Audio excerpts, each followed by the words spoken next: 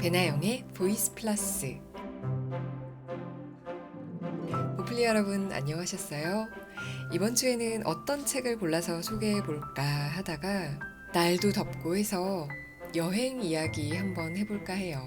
제가 쓴 여행 원고와 사진을 소개하는 시간 가져볼게요. 마치 보이스 플러스의 부록 정도로 생각해 주시면 어떨까 해요. 올해는 여름 휴가 계획도 어렵잖아요. 집에서 온라인으로 여행하는 기분 느껴보셔도 좋을 것 같습니다. 그래서 시원한 바다를 끼고 한번 여행을 떠나볼게요.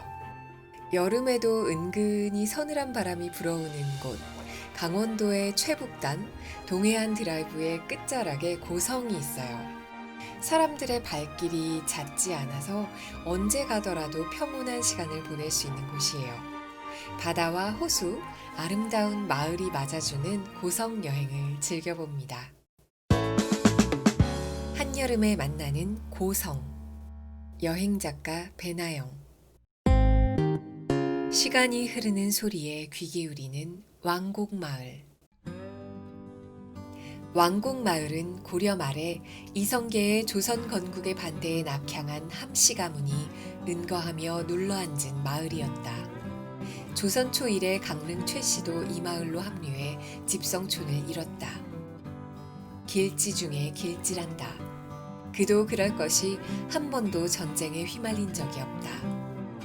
600년의 세월이 흐르는 동안 산처럼 고요했던 마을은 여전히 평온한 모습 그대로 사람들이 대를 이어 살고 있다. 기와집과 초가집 50여 채가 마을 안에 아기자기하게 자리를 잡았다. 19세기 이후에 지어진 한옥들은 여느 한옥마을과 달리 독특한 구조를 보인다. 북쪽에서 불어오는 찬바람을 막기 위해 쌓은 담장은 집 뒤쪽을 반만 둘렀다. 대문과 앞쪽 담이 없어서 낮이면 따뜻한 햇살이 담을 타넘을 필요가 없고 눈이 많이 와도 외부와 고립되지 않는다. 대부분의 한옥에서 볼 수 있었던 바람이 잘 통하는 대청마루도 온데간데 없다. 대신 집안의 온기를 빼앗기지 않기 위해 부엌에 외양간이 붙었고 눈이 미끄러져 내려가도록 지붕을 기울여 지었다. 마을을 한 바퀴 돌며 새소리, 물소리에 귀를 기울인다. 담장 옆으로 피어난 꽃들이 운치를 더한다. 항아리를 엎어놓은 굴뚝이 정겹다. 불길이 초가지붕에 옮겨붙지 못하도록 한 조상들의 지혜가 돋보인다. 시인 윤동주의 이야기를 그린 영화 동주의 촬영지였던 큰상 나말집이 눈에 띈다. 너른 마당에서 윤동주가 가족과 기념 촬영을 하던 장면이 떠오른다. 요즘 보기 드문 슬레이트로 마감된 왕곡 정미소는 영화 속 모습 그대로다. 고즈넉한 마을 산책을 마치고 나면 마음이 한없이 여유로워진다. 향긋한 라벤더에 취하는 하니 라벤더 팜. 보랏빛은 언제 보아도 마음이 설렌다. 매년 6월이면 우아하고 매혹적인 보라색 꽃이 지천으로 피어나는 고성의 라벤더 농장이 있다. 은은한 라벤더 향기가 온몸을 감싸면 그야말로 황홀해진다.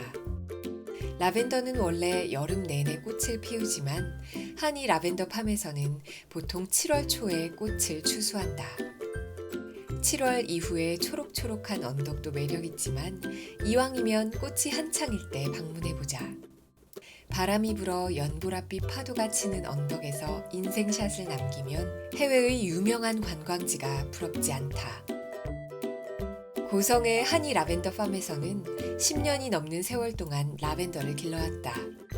그 정성으로 조금씩 입소문이 나기 시작해 사랑받는 여행지로 등극했다.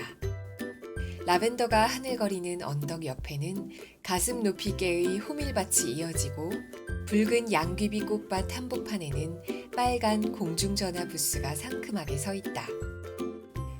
메타세콰이어 나무가 우거진 숲속에서는 향기 체험도 진행한다. 사진을 찍을 땐 꽃을 망가뜨리지 않도록 끈 울타리를 친 밭 안쪽으로 들어가는 일은 삼가야겠다.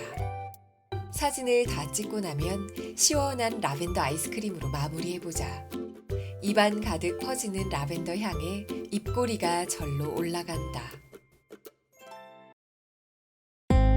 호수와 바다가 만나는 송지호. 동해안은 바닷물이 맑기로 유명하지만 그 중에서도 고성의 바다는 으뜸이다. 동해안 북쪽의 송지호 해변은 물이 차고 맑고 투명하다. 동해가 이런 바다색을 가졌던가 싶을 정도다. 송지호 해수욕장에 들어서면 깨끗한 백사장 너머로 바다가 이어진다. 맑은 물 너머로 길쭉하게 뻗은 죽도가 수려한 경관에 한몫을 한다. 바다에서 내륙으로 약간 떨어져 송지호가 있다. 송지호는 둘레가 약 4km에 달하는 자연 호수다. 빽빽한 소나무로 둘러싸인 호수가 무척이나 아름답다. 송지호 관망타워에 오르면 바다와 호수를 내려다볼 수 있다. 날이 좋으면 호수의 둘레길을 따라 산책을 하거나 자전거를 대여해 송호정까지 둘러볼 수 있다. 고성에서 맛보는 색다른 물회. 동해안은 긴 해안선을 따라 지역마다 다른 물회를 맛볼 수 있다. 국물을 자작하게 부어 먹는 포항 물회나 오징어회를 잔뜩 넣어 먹던 강릉 물회와는 달리 고성에서는 매콤한 국물을 살려 온갖 해산물을 넣어 먹는 물회가 유명하다. 가진항에는 고성의 독특한 물회를 파는 집들이 모여 있다. 보통 2인분을 기본으로 차려낸다. 청양고추를 송송 썰어 넣은 매콤한 국물에 사과를 채 썰어 듬뿍 담아 단맛을 낸다.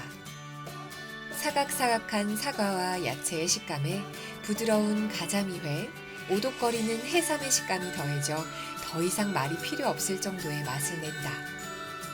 가진항의 물회집들은 양도 푸짐하게 차려낸다. 소면까지 국물에 말아먹으면 배가 든든하다. 집으로 돌아오면 또 생각나는 맛이다.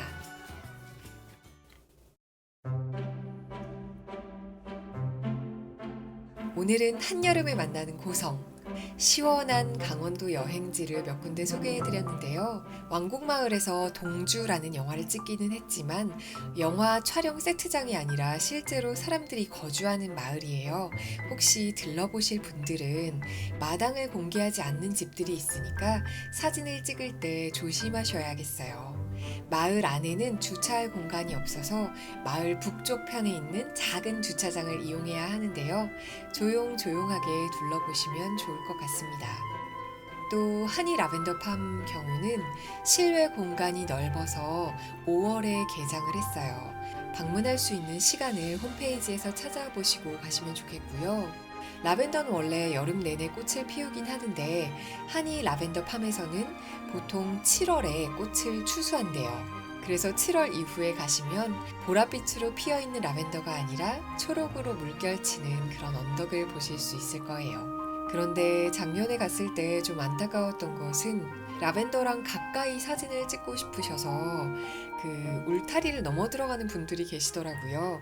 그렇게 하시면 꽃이 망가져서 다음 해에 농사를 망친다고 하니까 이 점도 주의해서 돌아보시면 좋겠네요.